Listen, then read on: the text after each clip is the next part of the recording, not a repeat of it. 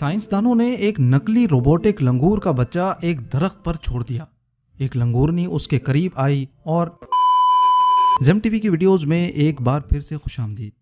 नाजरीन, जैसे किसी इंसान के मर जाने पर उसके खानदान वाले गमजदा होते हैं, इसी तरह आज हम आपको 5 ऐसे जानवर दिखाएंगे जो अपने साथी के मर जाने पर खूब गम का इजहार करते हैं, जिनको देखकर यकीनन इंसानी दिमाग दंग रह जाता है।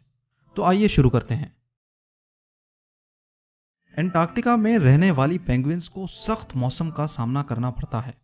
यहाँ दर्जा हरारत -40 डिग्रीज तक रहता है और हवा की रफ्तार 40 मीटर पर सेकंड। इस सख्त मौसम में पेंगुइन्स के पंख उनको गर्म रखने का काम करते हैं। ये पेंगुइन्स ग्रुप में रहते हैं ताकि एक दूसरे की गर्मी से इनको ज्यादा सर्दी ना लगे। लेकिन ग्रुप्स में जो पेंगुइन सबसे बीच में होता है वो तो खासा गर्म रहता है और जो किनारों पे रहते हैं उनको खासी सर्दी लगती है। इस मसले से निपटने के लिए और सबको बराबर गर्मी देने के लिए पेंगुइन अपनी पोजीशन बदलती रहती हैं। यानी किनारों वाली पेंगुइन्स को भी बीच में आने का मौका मिलता है। लेकिन इस सारे झुंड में पेंगुइन्स के बच्चों को मौत वाक़ई हो सकती है, सिर्फ सर्दी से नहीं बल्कि किसी दूसरे पेंगुइन के नीचे आकर। पेंगुइन का ये बच्चा एक बर्फ के तूफान के दौरान मर गया था। जब इसकी मां को पता चला तो पहले इसने अपने बच्चे को उठाने की कोशिश की और नाकाम होने पर रोना शुरू हो गई। इसी दौरान एक दूसरी फीमेल पेंगुइन आई और अपनी दोस्त के साथ दुख बांटने लगी। बंदरों की ये किस्म ज्यादातर इंडिया में पाई जाती है। ये बंदर अपने साथी की मौत पर ऐसा ही रिएक्ट करते हैं जैसा इंसान करते हैं। ये देखने के लिए साइंसदानों ने एक हूबहू रोबोट मंकी तैयार किया जिसकी आंखों की जगह कैमरा फिट था। इस नकली लंगूर के बच्चे को एक दरख्त पर रख दिया गया। जब एक लंगूरनी उसके करीब आई और उसको उठाने की कोशिश की तो वो बच्चा उसके हाथों से नीचे गिर गया। लंगूरनी को फौरन ऐसा महसूस हुआ कि शायद इसकी गलती की वजह से ये बच्चा मर गया है। वो फौरन नीचे उतरी और इस नकली बच्चे को अपने गले से लगा लिया। साथ ही साथ दूसरे लंगूर भी आसपास जमा होने शुरू हो गए। बाकी लंगूर एक दूसरे से गले मिलने लगे जैसा एक दूसरे का दुख बांट रहे हों। ये देखने के बाद ये साबित हुआ कि लंगूर अपने साथी के मरने पर करीब करीब ऐसा ही बिहेव करते हैं जैसे इंसान। पायलट वेल्स का दिमाग इंसानों के दिमाग से 2 गुना ज्यादा बड़ा होता है। इसी वजह से पायलट वेल्स में काफी कुदरती जहनी काबिलियतें पाई जाती हैं।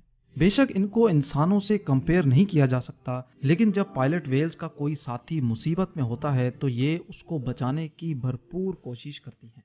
मिसाल के तौर पे पायलट वेल्स के बारे में मशहूर है कि जब इनका कोई साथी मर जाता है तो ये सब समंदर के किनारे जमा हो जाती हैं। शायद ये इनका आपस में दुख बांटने का कोई तरीका है। इस वीडियो में एक पायलट वेल अपने मरे हुए बच्चे को अपने साथ ले जा रही है और बार बार उसका मुंह खोल रही है। इससे यह साबित होता है कि इंसानों की तरह जानवरों को भी अपने बच्चों की मौत कबूल नहीं।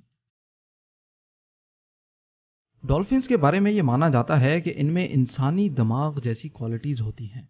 ये वीडियो मेडिटेरियन सी में कुछ रिसर्चर्स की जानिब से रिकॉर्ड की गई, जिसमें देखा जा सकता है कि एक डॉल्फिन अपने मरे हुए दोस्त के इर्द गिर्द घूम रही है, जैसा कि उसको उठाने की कोशिश कर रही हो।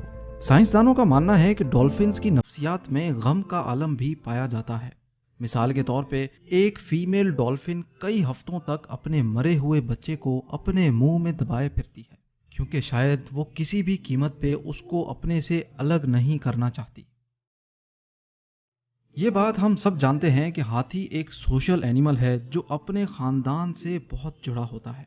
हाथी ना सिर्फ अपने बीमार साथी की मदद करता है बल्कि अपने साथी की मौत पे उसको एक खास अंदाज में इज्जत भी देता है। मिसाल के तौर पे यहाँ आप हाथियों को उनके साथी के मर जाने पर गैर मामूली रसूमात अंजाम देते देख सकते हैं।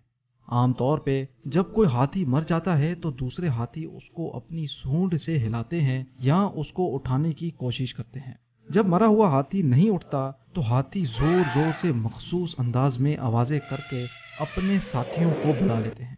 सिर्फ इतना ही नहीं, जिस जगह उनके साथी की लाश पड़ी होती है उस जगह दूसरे हाथी रोज जमा होते हैं और थोड़ी देर चुपचाप खड़े रहते हैं। साइंसदानों का मानना है कि हाथियों को मौत और अपने साथी से बिछड़ जाने का दुख रहता है। اس سے یہ ثابت ہوتا ہے کہ جس طرح انسان اپنے ساتھی کی موت پہ افسوس کرتا ہے، ایسے ہی قدرت نے جانوروں کے اندر بھی یہ احساس رکھا ہے۔